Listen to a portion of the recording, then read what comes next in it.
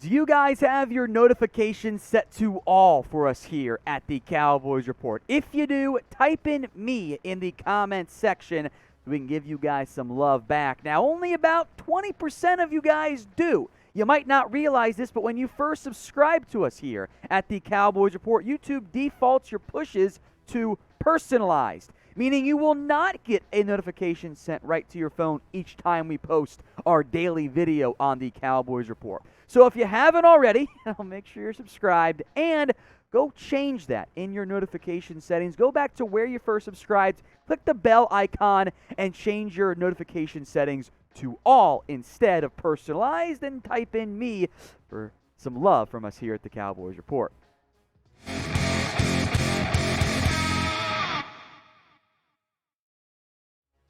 Welcome into the Cowboys Report. I am Tom Downey here with the latest news on the Dallas Cowboys. Some interesting stories out there. We're going to begin with more of a rumor, which is on Amari Cooper. Could the Cowboys cut him? It is getting closer to decision time for the Dallas Cowboys to make a move as it relates to Amari. There is some key upcoming dates for Dallas.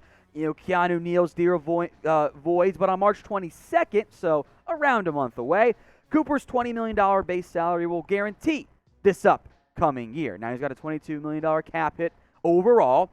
Once that salary guarantees, cutting him is no longer really a valid option. Now, DMN had a pretty decent article in terms of breaking down could you cut him? Could you trade him? Who do you blame for Amari Cooper? Their answer was don't cut him. I agree. But there is blame to go around for the Cowboys not utilizing Amari Cooper, and I'd argue CeeDee Lamb down the stretch. So who do you guys blame for Cooper's numbers dipping this year despite the high contract?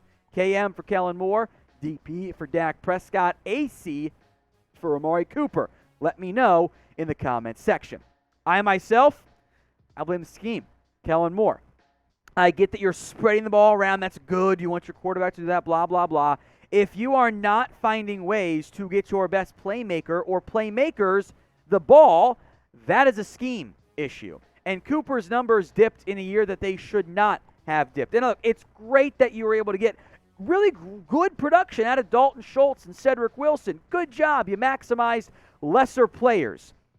But you didn't get the most out of Amari Cooper. In the end, I believe that is a failure of the Cowboys organization. I think it begins, and there's other blame to go around, with the play calling, as well. You can blame Dak for not just forcing it to him. You can blame Amari for missing games as well. But Cooper was your number one receiver this year. He didn't finish with 1,000 yards, and I know he missed time because of COVID. I get that. He should have done more. He was frustrated. He took his comments, which he never does, to the radio at 105.3 and made the point of he wants to be more involved. That was a shot at Kellen Moore. Now, in terms of what the Cowboys will do with Cooper, I hope they keep him. I would restructure his deal, bring down the cap hit, save a ton of money, and keep your really, really good wide receiver, because after this season ends, he will not be a top 5 highest paid receiver in the NFL anymore. I don't believe that. I think there's going to be a bunch of big deals that get done. Here's my problem. I don't trust Catboy Stephen Jones. I don't trust him to make the right decisions when it comes to how you manage the cap. I know they're upset with Cooper and his production. I don't think it's his fault. So what do you think the Cowboys will do with Amari Cooper? It's be somehow on brand for Dallas to just cut him instead of trading him. Wouldn't it be somehow just constant failure? What do you think will happen? Not what you would do, but will happen. C for cut, T for trade, K for keep. This is the pinned comment on today's video. So if the ad break comes on YouTube, take advantage of it. Head down there and let me know. Todd McShay has put out his latest 2022 NFL mock draft, so I figured we'd break down the Cowboys pick at number 24. First, some notable guys who were off the board. Now, there's not every pick mentioned, but linebacker Nakobe Dean is gone. Jordan Davis is gone. Tyler Linderbaum, and 2 edges go off the board in Trayvon Walker and Jermaine Johnson, which I find so interesting. I'll also note Devin Lloyd off the board. So the popular picks of a linebacker or center, they're gone. What McShay did have on the board for Dallas was David Ojabo, the Michigan edge. And if you are burned in the past by, Taco Charlton, they play exactly nothing alike. I think this would be a fantastic pick for Dallas. Frankly, I would be pretty shocked if Ojabo was on the board for Dallas in the back end of round 1. We'll spend some more time on this pick, but I want to hear from you guys. Grade it for me. A, B, C, D, or F. I am giving it an A. If you could land David Ojabo in round 1, I'd be hyped. His really only year playing at Michigan was pretty awesome production. 12 tackles for loss, 11 sacks, 5 forced fumbles. Now, Ojabo's strengths are fairly easy. He is a very gifted edge rusher. He's got some Brian Burns type of potential as a pass rusher there. He's only got 1 year of playing. He cannot be a year 1 option for you as a run stopper. He's not there yet, but he's got the juice. He's got the production. I think if you remind me some of Brian Burns, quite frankly, similar build, size, to an extent production there. He's way more advanced as a pass rusher than he is as a run stopper. He's kind of like edge Christian Barmore in that area. Remember him from Alabama last year.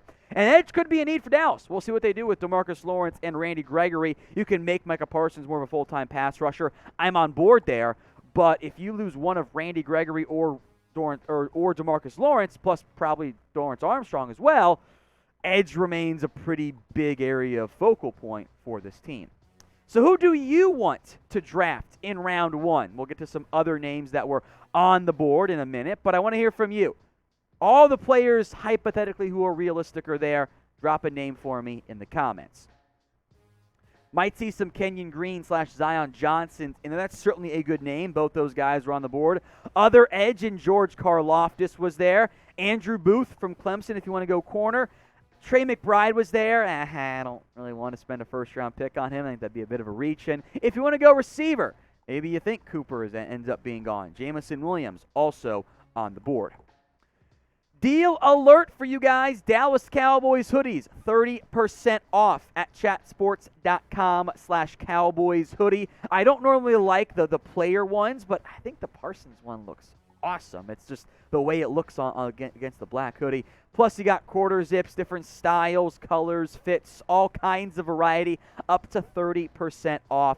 So head to the comment section, the description. I'll put that link in there for you, chatsports.com/Cowboys hoodie.